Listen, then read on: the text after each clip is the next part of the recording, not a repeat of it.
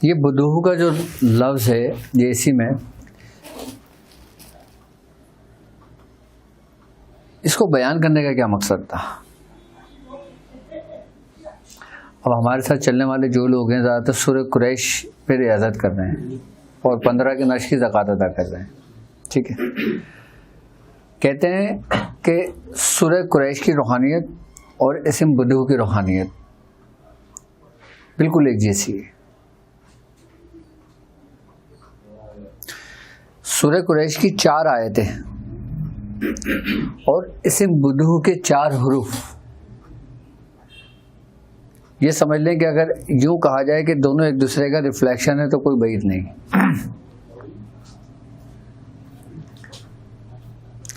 अच्छा, सूरह कुरैश में अल्लाह तबारक ताला ने नेमतें अता की हैं, जिसमें जिक्र है सबसे बड़ी नेमत क्या है? मोहब्बत हो, कि इन्हें आपस में मेल दिया, यानी कि मोहब्बत अता की।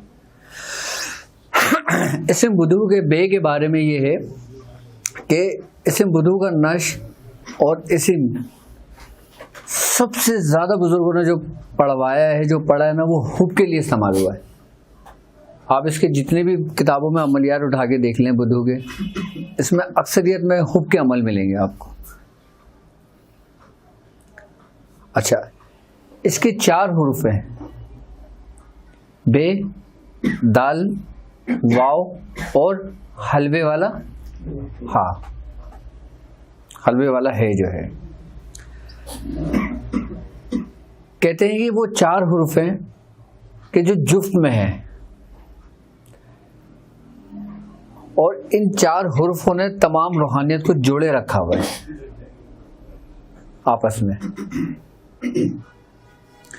और इन 4 हुरूफों में चारों ही अनासिर, चारों अनासिर का जो अमर है कि जब चारों अनासिर की तख्लीक इब्तिदा में हुई थी, उसकी तजल्ली इस्म बुदूह था, यही वो हुरूफ थे। अच्छा, सूरह कुरैश की 4 आयतें और इस्म बुदूह के 4 ही हुरूफ और सलातीन अरबा जो हैं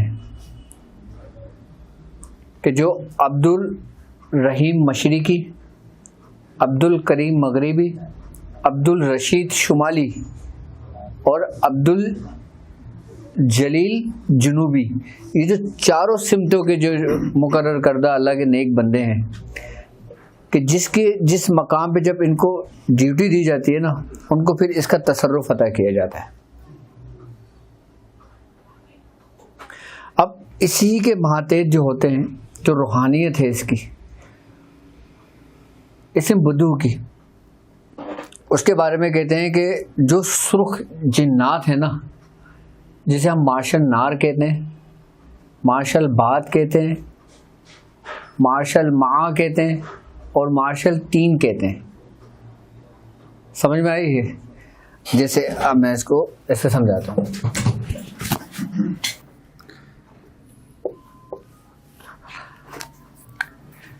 ये मार्शल नार जो इसके महतेत हैं, यानी कि जो पूरा जो ये समझ लें कि जो नार का निज़ाम है, यानी कि जो शर है पूरा, जिससे तमाम मखलूक़ात तख्लीक की गई हैं, जो आग है जिसके महतेत है ना, उनका नाम है बाहियाला।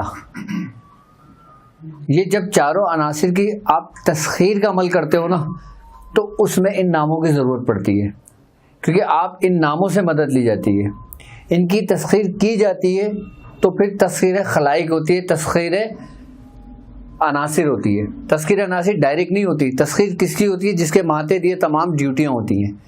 वो कौन है? बाहियाला, ये मार्शल नार के हैं। और ये दाहियाला कौन है? जो मार्शल बात के हैं। बात कहते हैं हवा को, यानी कि हवा, आग, हवा, मिट्टी और पानी, ये है बात के। यानी कि जितनी भी जो 7 हवाएं हैं ना, जिनके महाते थे, वो हैं दाहियाला। ठीक है, अब आ जाते हैं मार्शल मा, यानी कि पानी। जितने भी पानी के मामलात हैं, जो पानी की मखलूक़ात हैं, या जितने भी पानी, कहते हैं ना कि ज़मीन हमारे कितने फ़ीसद पानी पर है? 75% पानी पर है। तो इसके ऊपर जितनी भी मखलूक़ात हैं, जितने भी मामलात हैं, वो सब किसके मातहत हैं? वाही आला के।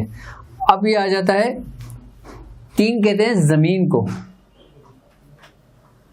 अब ये है हयाला, ये इनके मातहत हैं। अच्छा, इन्हीं चारों की जो तरतीब है, इन चारों के जो तसर्रुफ है, जो अता किए जाते हैं, जो इनको मातहत किए जाते हैं ना, वो सलातीन अरबा के किए जाते हैं। अब सलातीन अरबा क्या हैं? ये भी सलातीन अरबा के जो नाम है ना, ये बेसिकली इनके लक़ब है।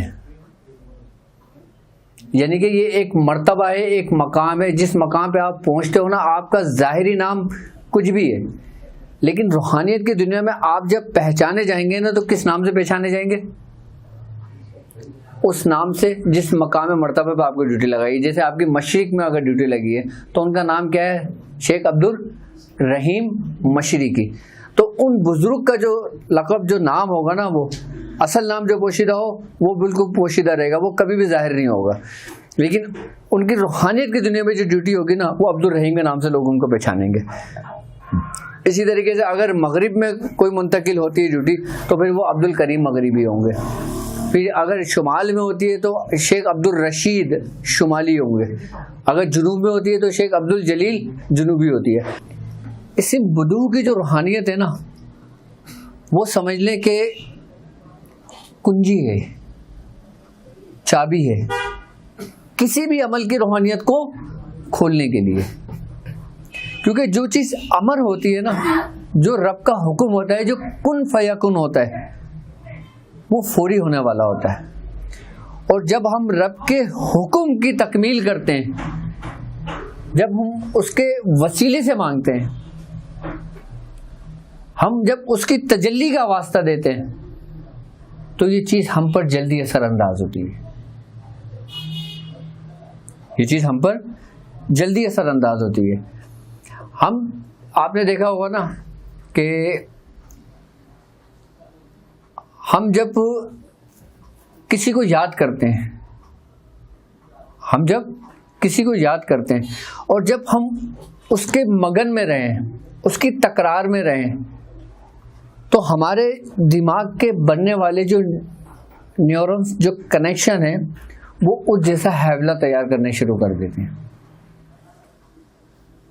उस जैसा एक सोच, अब अपनी सोच से, अपने ख्याल से आप उसकी तख्लीक कर रहे हैं कि जिसको आप याद कर रहे हैं। यानी कि आप अपनी रूहानियत को, इंसान जिससे मोहब्बत रखता है ना, उसकी रूहानियत उसी के मुशाबियत हो जाती है, क्योंकि वो उसके सोच में रहता है, उसके मगन में रहता है, उसके ध्यान में रहता है। अब इंसान जब किसी के ध्यान में रहे ना, उसका मुजस्मा, उसका अक्स, उसकी रूहानियत उसी ही की शक्ल की हो जाती है। वो शायर जब भी तो कहता है कि देख ले शक्ल मेरी किसका आईना हूं मैं। वो जाहिरी शक्ल को नहीं बयान कर रहा,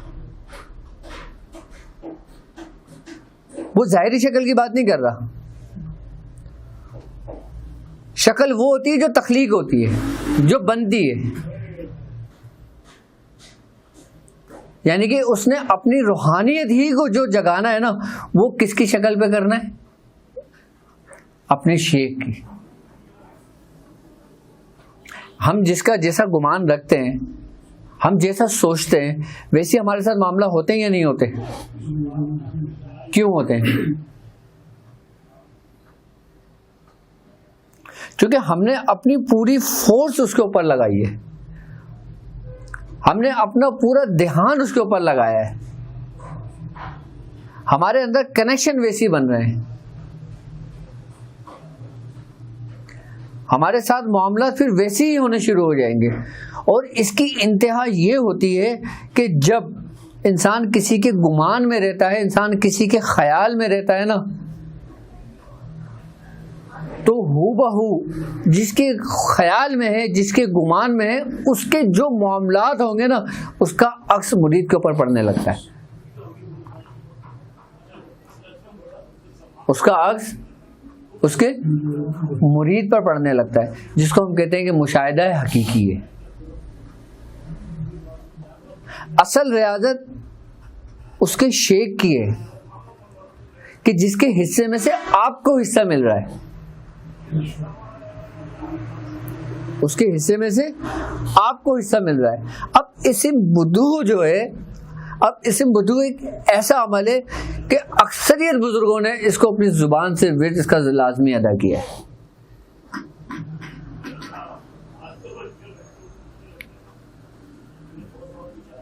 इसको लाजमी, यहां तक के ख्वाजा मोइनुद्दीन चिश्ती रहमतुल्लाह अलैह तक इस इस्म को जो ना जाहिर नहीं करते थे मुरीदों पर।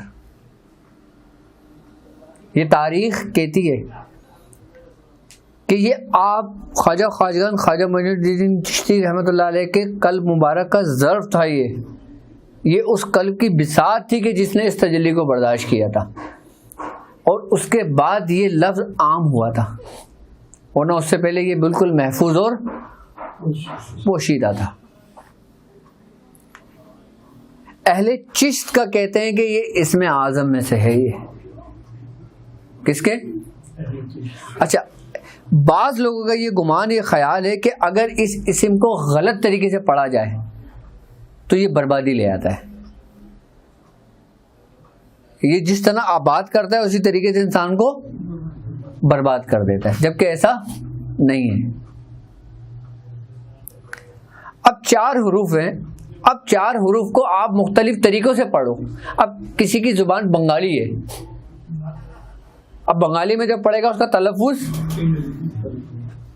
चेंज हो जाएगा। अब कोई एक अंग्रेज जिसको पढ़ता है उसका तलफ़ुज़, अब एक उर्दू बोलने वाला पढ़ता है उसका तलफ़ुज़ अलग हो जाएगा। अगर अरबी बोलने वाला पढ़ेगा उसका तलफ़ुज़, तो ये सब बर्बाद हो जाएंगे क्या? ऐसा नहीं है। ये 4 हुर्फों को जोड़कर एक समझ लें कि इसमें आज़म को तरतीब दिया रब ने।